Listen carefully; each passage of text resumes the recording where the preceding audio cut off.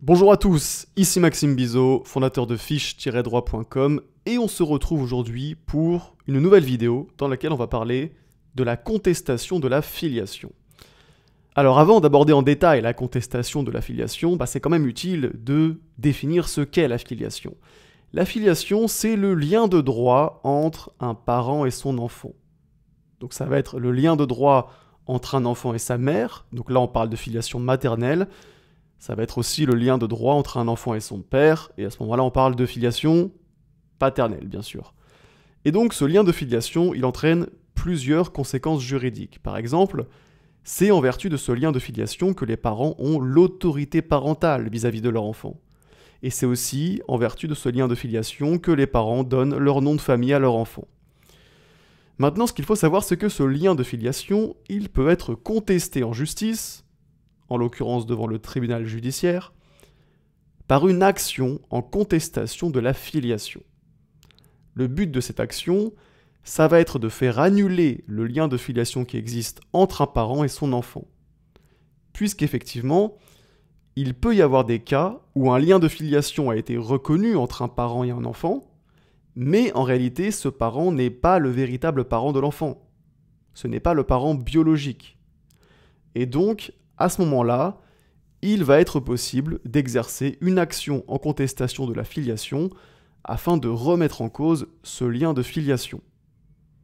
Et spécifiquement, on va pouvoir contester d'abord la filiation maternelle.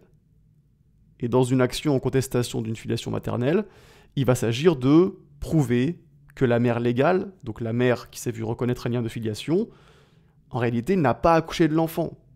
Que ce n'est pas la mère biologique qui a donné naissance à l'enfant. Donc ça sera par exemple le cas si deux enfants nés le même jour dans un même hôpital ont été substitués par erreur.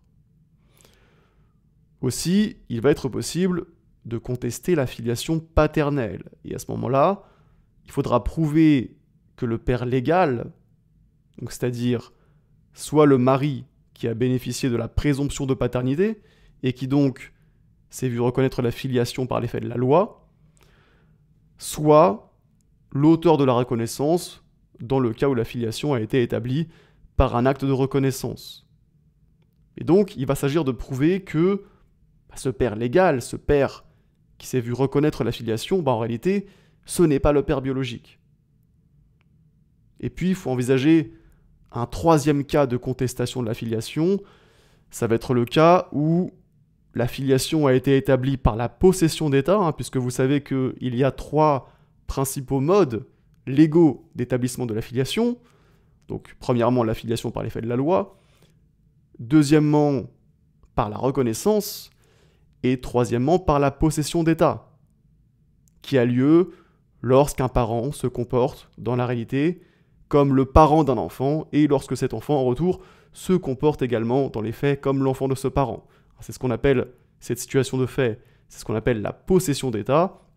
Et donc, cette possession d'État, lorsqu'elle a été constatée par un acte de notoriété ou bien par un jugement, elle permet d'établir la filiation. Et donc, spécifiquement, lorsque la possession d'État a été constatée par un acte de notoriété, donc elle va établir la filiation, mais il sera possible de contester cette filiation par une action en contestation. Et donc ici, il faudra prouver que la possession d'État en réalité n'existe pas ou bien est affectée d'un vice. Voilà donc dans les grandes lignes en quoi consiste l'action en contestation de la filiation. Maintenant, on va s'intéresser aux conditions d'exercice de cette action en contestation de la filiation. Donc ici, c'est un petit peu complexe, mais restez bien avec moi. Vous allez voir qu'on va expliquer les choses de manière très claire et vous allez tout comprendre. Ce qu'il faut bien comprendre, c'est que les conditions d'exercice de l'action en contestation de la filiation, et spécifiquement quelles sont les personnes qui peuvent agir et quel est le délai pour agir, eh bien ces conditions, elles dépendent de la manière dont le lien de filiation contesté a été établi. Et donc ces conditions ne seront pas les mêmes selon que la filiation a été établie par un titre corroboré par la possession d'État, ou bien par un titre non corroboré par la possession d'État, ou bien par une possession d'État constatée par un acte de notoriété. Donc on va envisager chacune de ces situations l'une après l'autre. Commençons avec la première situation. La première situation, c'est donc lorsque la filiation a été établie par un titre corroboré par la possession d'État. Bon, déjà, qu'est-ce que ça signifie, un titre corroboré par la possession d'État?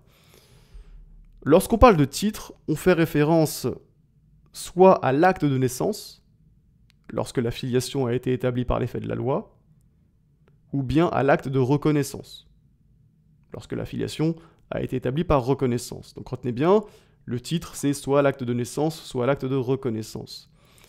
Et donc un titre qui est corroboré par la possession d'État, on parle aussi d'une possession d'État qui est conforme au titre, eh ben, ça va être la situation où le père ou la mère qui est mentionné dans le titre, donc qui est mentionné dans l'acte de naissance ou de reconnaissance de l'enfant, se comporte bien comme le père ou la mère de l'enfant, à la possession d'État avec l'enfant.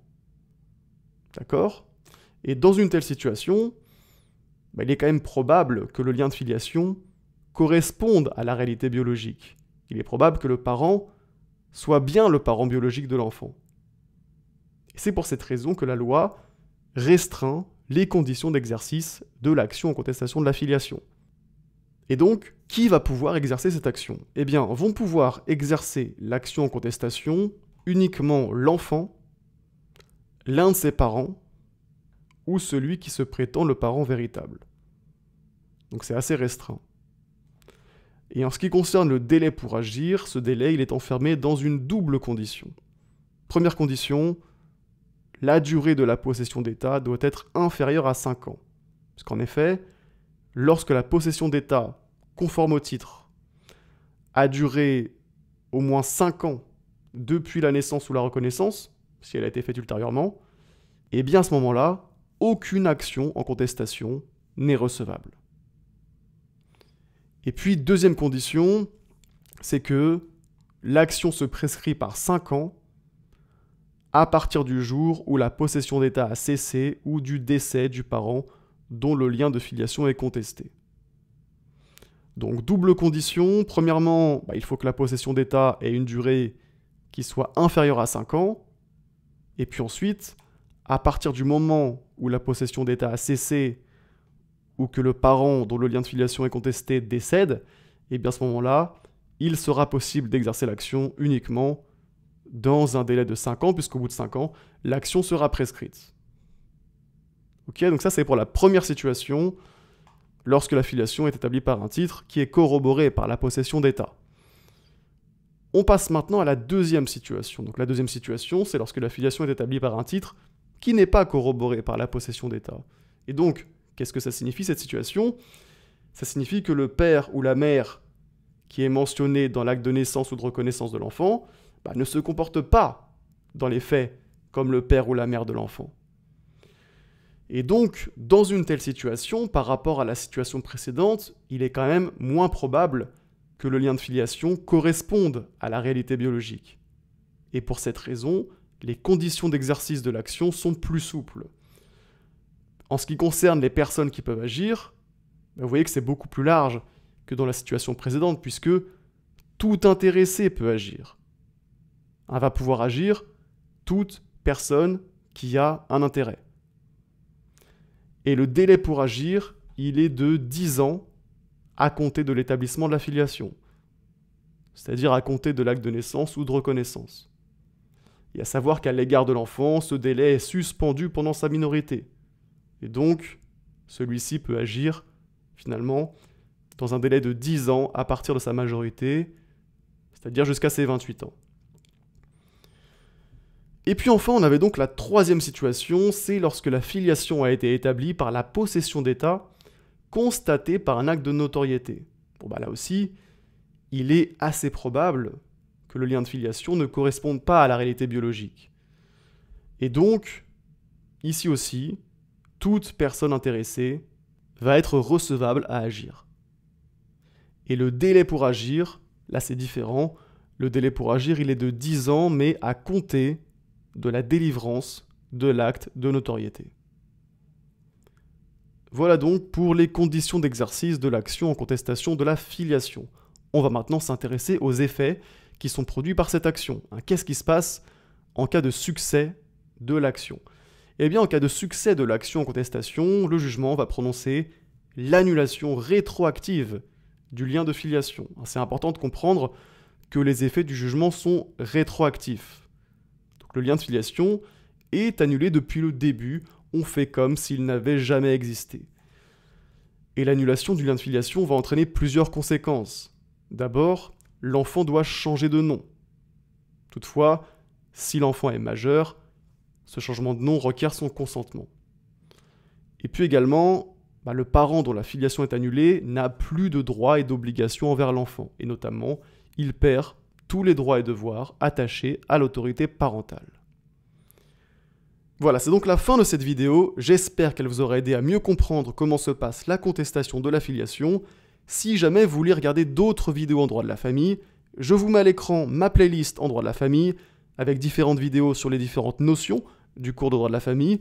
Donc si ça vous intéresse, vous cliquez sur la playlist. Et sinon, on se dit à très bientôt pour une prochaine vidéo.